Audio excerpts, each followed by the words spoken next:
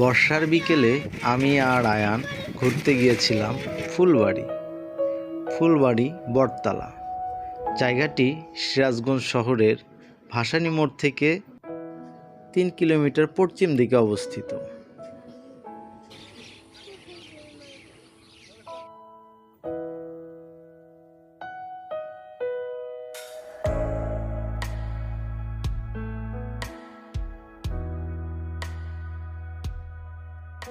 এই গরুটা কি আমাদের কিছু বলতে পারে নাকি? হ্যাঁ, এটা বলতে পারে কারণ এটা আমাদের গরু নয়।